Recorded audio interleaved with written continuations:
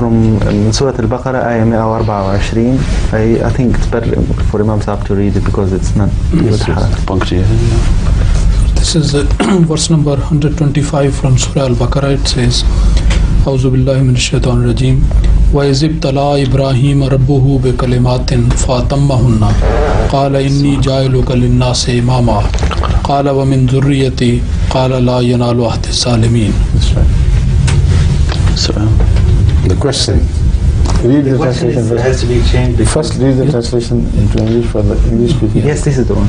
Oh, you read in English. No, I read Huh? Arabic. Yeah, okay, then you read it in English. The translation is, and remember when his Lord tried Abraham with certain commandments, which he fulfilled.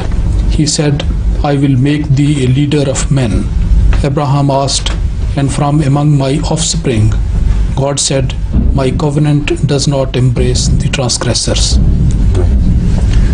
The question from Sayyid Khadaq Sahab, فما هي الكلمات التي ابتلى إبراهيم ربه بها?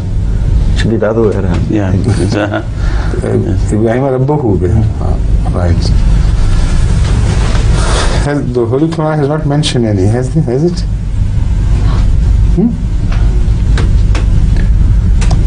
Does the Holy Quran mention any kalimat?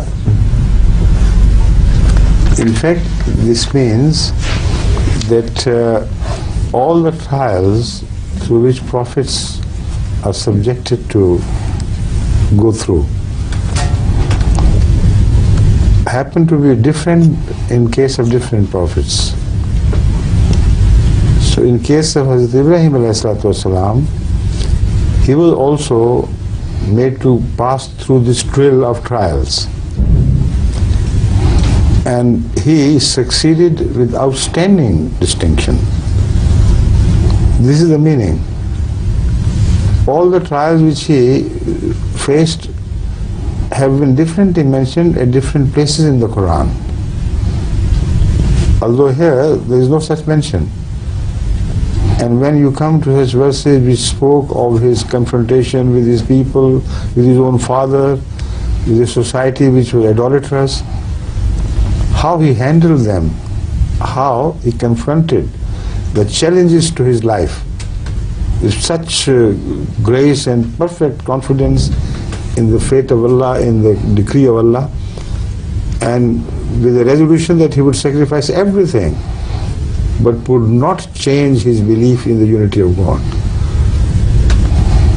All these are trials, kalimat, and as such, when he was about to be thrown into the fire and he cared not, that again was a trial. So his entire life, like the lives of other prophets, was a series of trials. But in his case, that is ibtila. In his case, God was so satisfied with the way he succeeded that he decided to keep his name alive till the end of the time. That is why this word Imam is used especially as a reward. Now, of course, he was a prophet of God when this happened. When this dialogue took place between him and God, he was already a prophet of God. And every prophet is an Imam. So what does this Imam mean? Inni jailu kalinnasi. Yes, inni jailu kalinnasi imama. Linnas means for the whole mankind. It does not mean that you are not an Imam, but only a prophet of a lesser status than Imam. It's impossible for a prophet not to be an Imam, because I have already mentioned before in this Liqa Malar program that the Holy Quran speaks of many prophets starting from Ibrahim alayhi salam himself and declares them, all of them, as A'immah. So it is not that ordinary concept of Imamat which is mentioned here. Inni jailuka linnasi imama. From among your progeny, this is the promise in fact. would appear the prophet of the entire people of the world, the entire mankind. And as such, your name will be remembered, and as if you have been made the Imam of the whole mankind. Khana Kaaba was to be made the pilgrimage, the point of pilgrimage, the place of pilgrimage for all the people of the world. So that promise began to be fulfilled in his lifetime, even before the birth of Hazrat Muhammad Rasulullah sallallahu alaihi wasallam,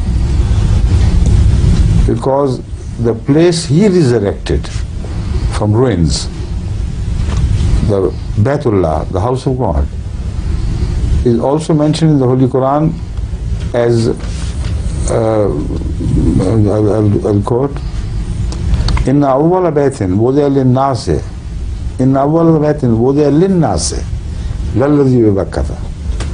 The word an-nas is the key to the understanding of this verse. His house, which he was destined by God to resurrect from ruins, of the first house of God ever built, was to become the pilgrimage place for the entire world. And that promise began to be fulfilled when he recreated that house and people started coming from far and wide. But it only began to be fulfilled. So it doesn't say, I have made you the Imam. It says, Inni ja'iluka. I am going to make you the Imam.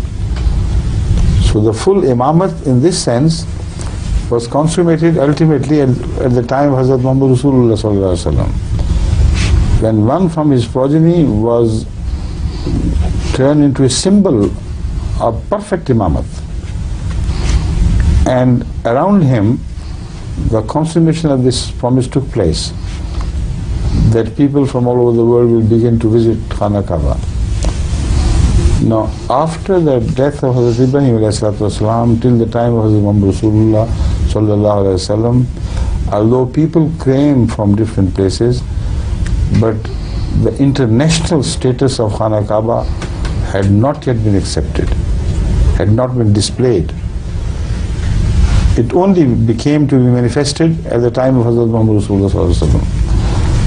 So this is the meaning of Inni ja'iluka fil nasi imama. And he understood the meaning, of course. And he said, I want this status to be continued in my generation. But Allah said, yes, but I will not give this promise, I will not realize this promise in favor of those who rebel, who transgress, and my blessing would not reach the transgressors. As far as the rest are concerned, whoever follows you, who is on the millat Ibrahim, I will continue to bless them with imamat. Right? Is that the question you wanted? Yes. Thank you. Or he wanted, you don't know. Perhaps this is the question he wanted to ask. Huh?